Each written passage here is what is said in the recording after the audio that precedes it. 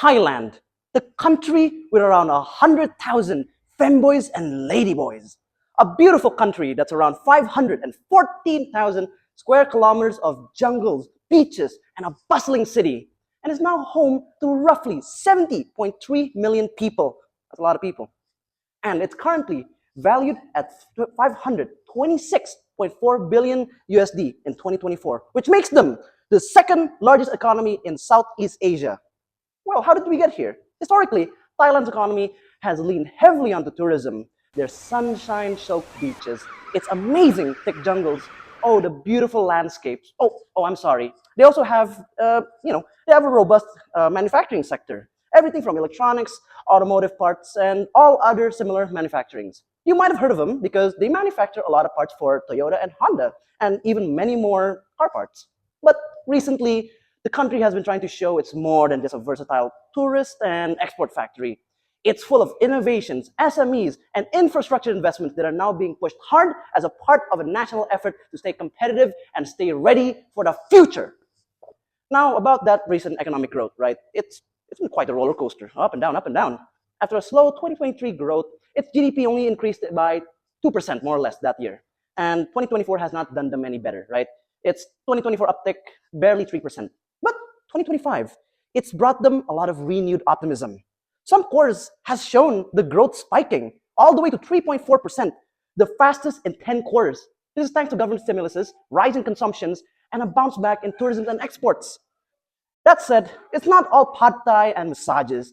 There are, of course, headwinds: global economic uncertainty, weaker demand for exports in certain sectors, and a still soft domestic consumption environment. This means they might just grow around 2% a year or 2.8% in the coming years. That's dangerously low. So, that's Thailand today, a tropical paradise, part industrious export engine, and now increasingly a nation trying to reimagine itself for the future. In this video, my colleagues are going to dive into Thailand, and they're going to see what makes them tick. We're going to see its booming sectors, its shifting challenges, and maybe some food recommendations for your next trip to Thailand. So อย่างสิงคโปร์อย่างญี่ปุ่นเนี่ย So please รวยก่อนแก่ take the แต่เรา stage. เนี่ยแก่ก่อนรวย Bulu, Mata, Dinar. ก็จริงว่าแบบสถานการณ์มันจะดีขึ้นมากน้อยแค่ไหนแต่ถ้าไม่ทำเนี่ยมันไม่ดีขึ้นแน่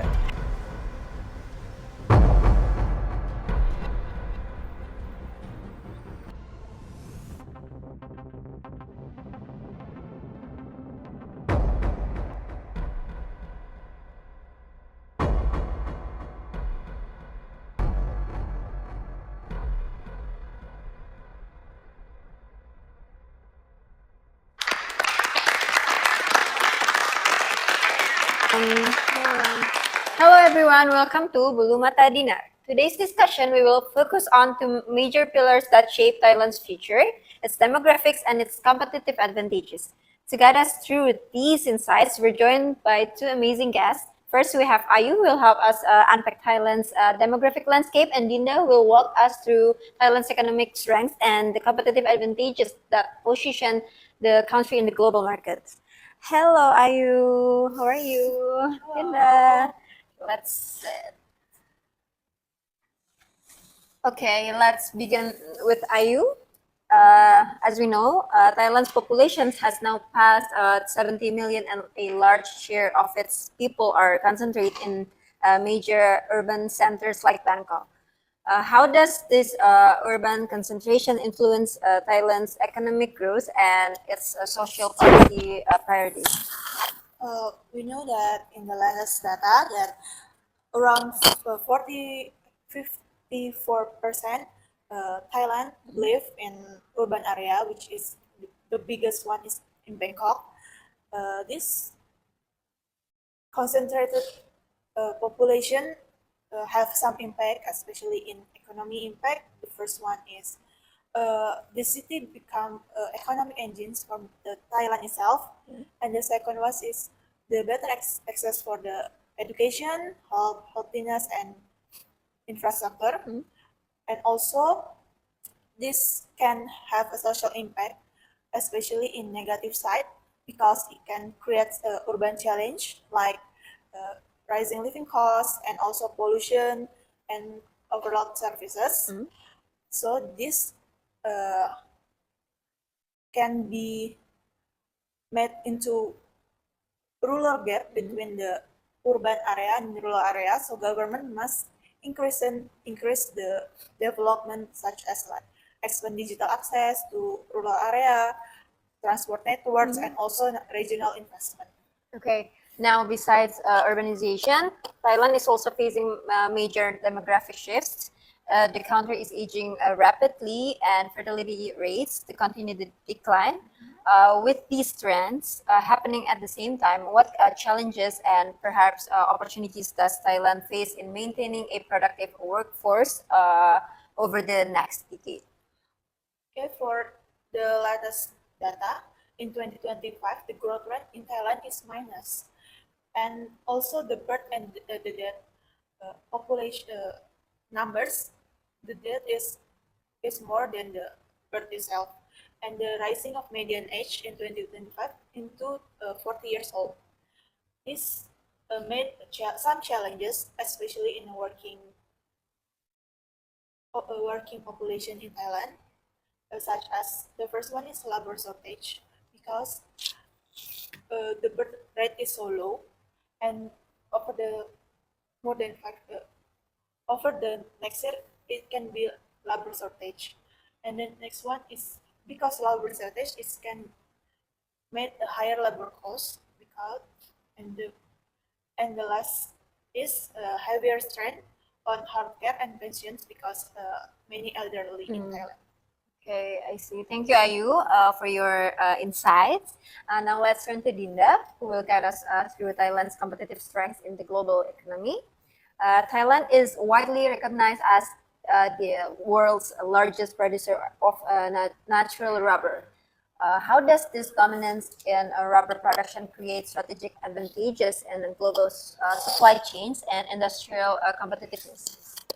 Okay, Thailand's position as the largest global producer of natural rubber, around 4.7 million tons annually, which is one third of world supply, gives a stable and reliable supply for global industries, including automotive, medical gloves, and industrial manufacturing. This abundance allows Thailand to control pricing, maintaining quality standards, and influence global supply chains, making it strategic partner for multinational companies. Additionally, the domestic rubber processing industry, for example, technically specified rubber and latex products, adds value before export, increasing Thailand industrial competitiveness beyond raw materials production. And beyond natural resources, Thailand has strong manufacturing sectors, especially in automotive and electronics. How do these industries complement Thailand's resource base to create sustainable competitive advantages? Okay, Thailand manufacturing sectors, particularly in automotive and electronics, create a synergy with natural resource base. For example, Thailand supplies processed rubber for tires and auto parts, directly supporting the automotive industry. The strong manufacturing infrastructure, a skilled force, uh, supplier networks, and export-oriented policies allows Thailand to integrate raw materials, processing, and finishing the products within one ecosystem. And Thailand has also built a strong presence in tourism, agriculture, and exports. Yes. In a rapidly shifting global market, which of these strengths do you believe is most critical for Thailand's long-term economic resilience, and why? While all three sectors are important, natural resource-based exports are manufacturing linked industry like rubber, automotive parts, and electronics. The most critical for long-term economic resilience. This is because they provide consistency, foreign exchange, integrate Thailand into global supply chains, and support industrial innovation. Even during global economic fluctuation, tourism is significant but more susceptible to crises, such as pandemics or geopolitical instability, whereas agriculture and manufacturing export offer stable, scalable, and globally demanded products, ensuring Thailand's economy remains competitive in the long run. Okay, and to extend our understanding of Thailand's global engagement, the country is part of over a dozen bilateral and regional free trade agreements. With so many FTAs, how does Thailand balance its national interests, such as protecting domestic industries, with the benefits of trade liberalization?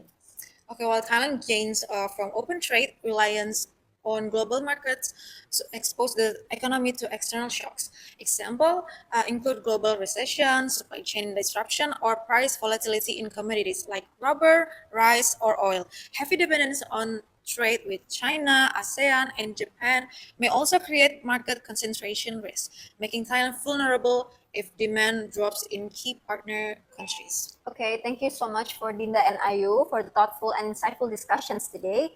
You have helped us understand Thailand from two important angles, its demographic shifts and its unique competitive strengths in the global market. From the challenges of an aging populations and the richness of cultural diversity to Thailand's leadership in natural rubber, manufacturing, tourism, and its engagement in multiple free trade agreements. We have seen how much each of these factors shapes the country's economic direction and long-term resilience. But the conversations doesn't end here. Stay with us because right after this break, we'll be joined by our next guest speaker who will take us even deeper into Thailand's economic landscape. ร้อนเบอร์สามสิ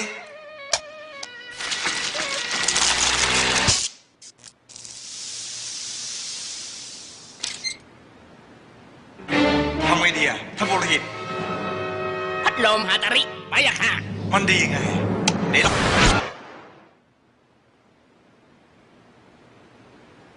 หน้ากว้าง 18 นิ้ว ใหญ่กว่า แรงกว่า ฮาตาริ Thank you for staying with us. Now we will continue our discussion about Thailand's social and economic situation with our guest today, Mr. Edmund. How are you, Mr. Edmund? Good, I'm good. Okay, maybe we can start our question and answer.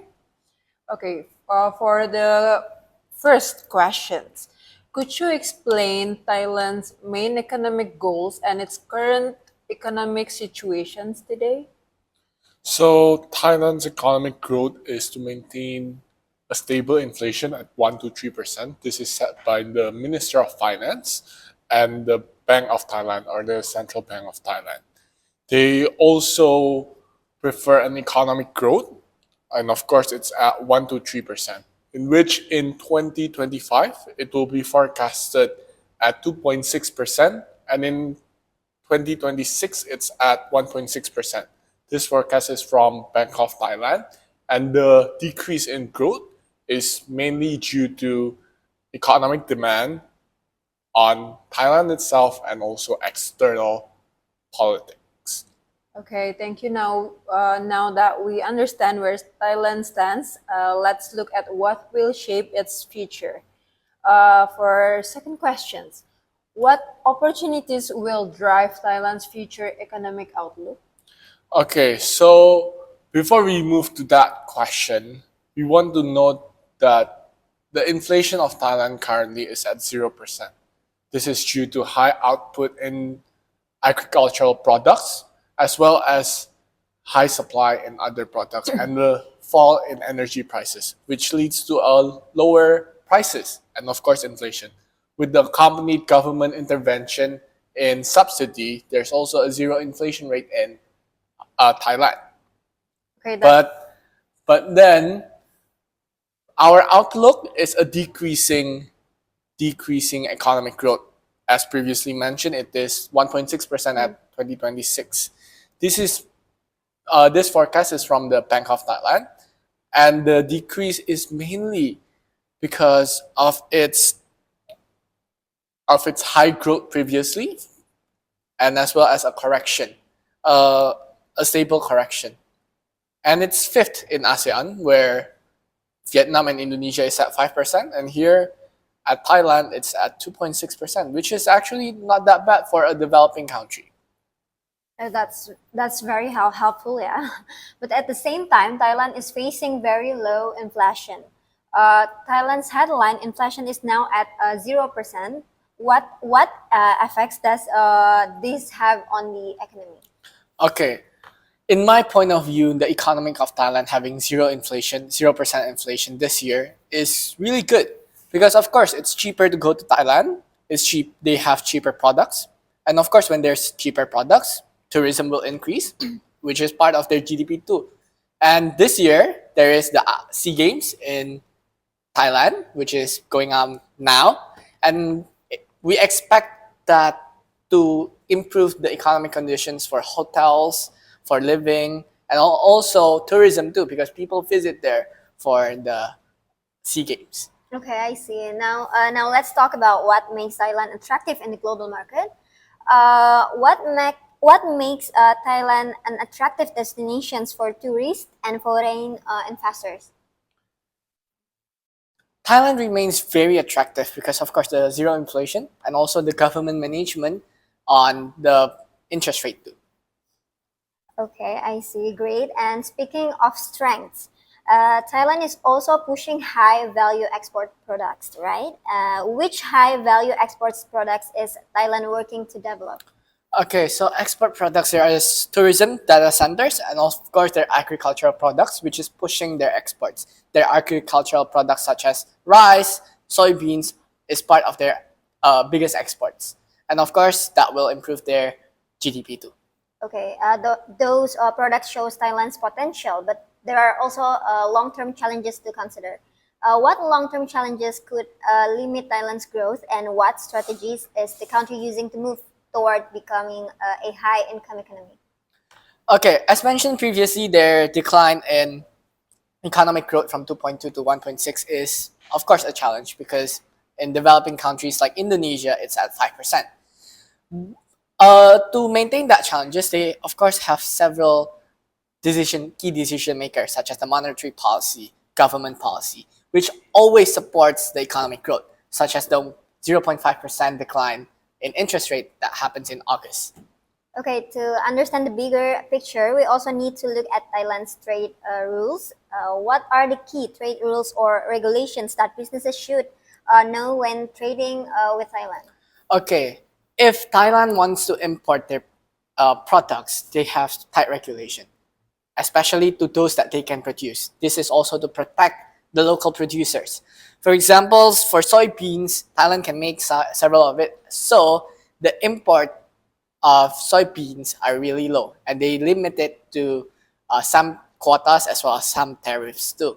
And of course, in several products that are not for inputs in the production, they try to not import it. So for example, if they can make the raw products, then they will make it by itself.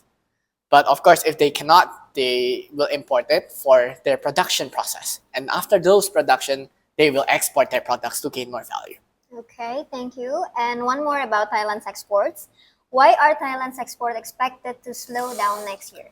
Okay, even this year, it is expected to slow down because of the US tariffs war, which of course will have negative impact to the balance of trade. And several temporary halts and economic condition is expected to impact the exports. It will be down to around negative 10% next year. This is mainly due to the decrease in global demand and the overproduction in 2025 itself. And of course, this will also impact the economy forecast at 1.6. Okay, I see. And to connect this financial side, we now move to Thailand's monetary policy. How does Thailand operate its monetary policy? Okay, so firstly, in Thailand, the Minister of Finance discussed with the Bank of Thailand about the inflation target, in which it's 1 to 3%. And in the MPC or monetary policy candidates, they have one governor, two deputy governor, and 4 external experts. And they discuss when to decrease the interest rate and how to maintain those inflation with the economic targets set by the king as well as the prime minister. And their instrument is the one-day bilateral repurchase or repo rate for the monetary policy. And BOT uses open market operations like Indonesia, where it is a managed float where they can intervene to support the exchange rate. Okay, very detailed. Now let's look at the recent policy rate cut. What were the main reasons the MPC lowered the policy rate to 1.50%? Okay, so it's on August. It's on August. They decrease it from 1.75 to 1.5, and this is mainly due to weak domestic demand, external down risk due to the U.S. tariff war, and also the judging where they think their interest rate is needs to be lowered down to support financials in the economy. And of course, the financial condition there will be better. They are the second lowest in interest rate, and of course, this will be expected to improve the economic growth. Okay, and looking at today's situations, what is the current policy rate and why was it capped at that level? So it is kept at 1.5 this October, and I think this November it is expected to stay 1.5%. This is mainly because they are already the second lowest, so I don't think they will be lower than Singapore at 1%. I don't think so, but it is expected to remain flat at 1.5% because the MPC or the Bank of Thailand is more cautious in decreasing or increasing their interest rate because they want to make sure a stable inflation rate at 1 to 3%. And of course, they want to make sure economic growth stays increasing stably. Okay, and lastly, let's discuss about credit conditions. Why is credit growth in Thailand expected to remain negative? Okay, although the interest rate has decreased to 1.5%, lowest in second lowest in Southeast Asia, the Bank of Thailand still forecast a weakening loan demand. Why? Because there's a large decrease in the borrowings of large companies and SMEs face lower sales. Why is there lower sales? That's because of a lower export. As forecasted, it's at negative 10% next year. And of course, this will reduce their confidence, and of course, borrowing will reduce.